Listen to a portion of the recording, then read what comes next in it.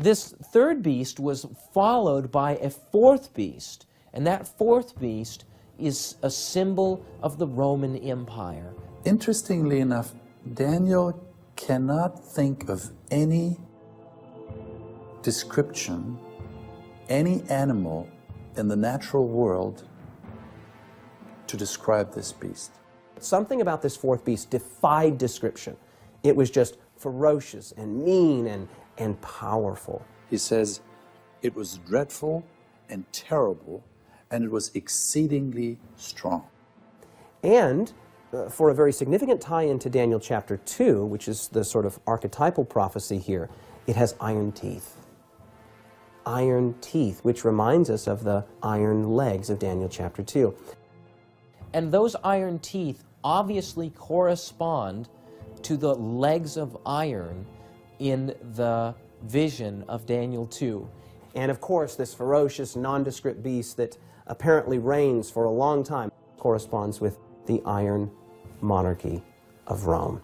Rome came on the scene, and Rome was much more powerful than the others, ruled a larger territory, including large parts of Europe, all the way up to the borders of Scotland. Julius Caesar conquered England, he conquered Gaul, which was France.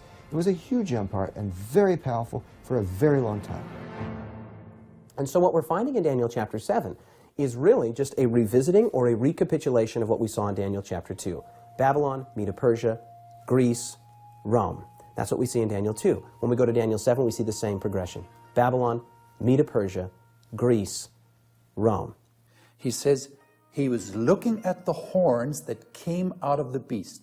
Now, the same chapter tells us that the 10 horns were kings, were powers. Now, there is something significant here, I think, and that is that you have the feet, partly of iron and partly of clay, in Daniel chapter 2, and you have 10 toes. And this beast, very significantly, who we have identified as Rome, a ferocious, terrible, strange, very brutal beast, has 10 horns. So you see correspondence here, not just with the iron to iron, but with the 10 toes to the 10 horns. And the final phase, which is not a kingdom, but it's following Rome, it's a breakup into iron and clay, which don't really mix together. So it's sort of a division of the Roman Empire. Now, the Roman Empire was never overthrown. It was simply conquered from within. It was divided. And this fourth beast has 10 horns. And we know that Rome was taken over by tribes, by Germanic tribes that have now occupied Europe, all of Europe. Rome was divided. Well, I wonder what the prophecy says about that. Verse 41. Whereas you saw the feet and toes, partly of potter's clay and partly of iron, look at these 5 words. The kingdom shall be divided. The kingdom shall be what? Divided. The kingdom will be divided. In other words, there will not be a conquering of this fourth iron kingdom, but the division of it. The kingdom will be divided. So you see, all of this is very, very fascinating, very intricate history and power play. When you read it, it's just absolutely dramatic and fascinating. But the more you get into it, the more you see how the book of Daniel was very, very accurate, not only in Daniel 2, but in the expansion in Daniel 7.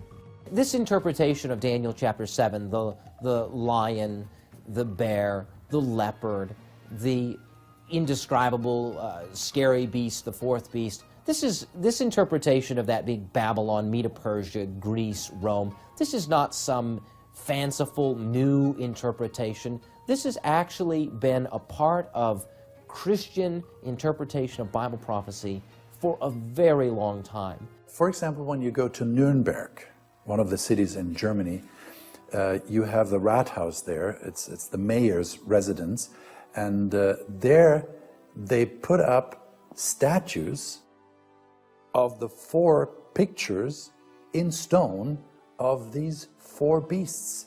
These very beasts that we're describing here. You have the lion with eagle's wings, and you have the bear that's got the 3 ribs in the mouth. You also see the 4-headed leopard with the 4 wings, and then this ferocious, strange beast with 10 horns. And in every one of those sculptures of the 4 beasts, just beside the sculpture is a soldier or a prominent person from that time era. So for example, what you find with the lion with eagle's wings is here's a Babylonian-looking gentleman. Some have suggested maybe it was Nebuchadnezzar himself. Then when you go, of course, to the bear with the 3 ribs, you see a Medo-Persian figurine right there. Then you go to the leopard with the 4 heads and the 4 wings. You see a figure that looks very much like what we might imagine Alexander the Great looking like, and obviously a Greek soldier. And then the ferocious beast, you see the 10 horns, and then a Roman soldier. So here you have, if you please, an interpretation of Daniel 7 in stone. So you can see that this is not an obscure interpretation. So this is not something new or something novel. This interpretation is the time-honored, and frankly, it is the historically verified application of this prophecy. Babylon, Medo-Persia, Greece, Rome, the division of Rome. But where in Daniel chapter 2, the next thing that we see is the division of Rome into its various parts, some strong, some weak.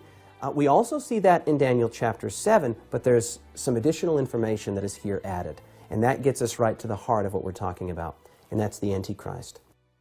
People who have taken the Bible seriously have always understood Daniel chapter 7 this way. Take Hippolytus. He lived in the late 2nd century, early 3rd century. Listen to what he had to say. The golden head of the image and the lioness denoted the Babylonians. The shoulders and the arms of silver and the bear represented the Persians and Medes. The belly and thighs of brass and the leopard meant the Greeks, who held sovereignty from Alexander's time.